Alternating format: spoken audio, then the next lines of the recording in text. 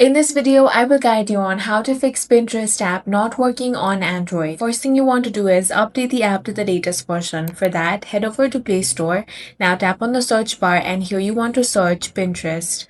Here, if you find update, tap on that and update the app to the latest version. This is going to fix any bugs within the app. Now launch open Pinterest and see if your issue is fixed. If not, then you want to check your internet connection. Make sure that you have a stable internet connection. You can switch between Wi-Fi and mobile data and check.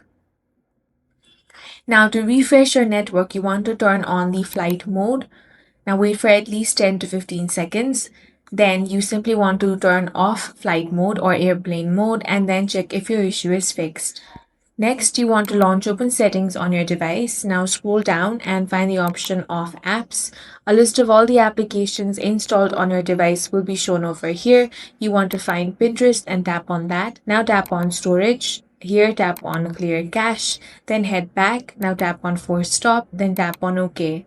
Now launch open Pinterest and this issue should be fixed. That's all for this video. If you found it useful, make sure to hit the like button and subscribe for more videos like this.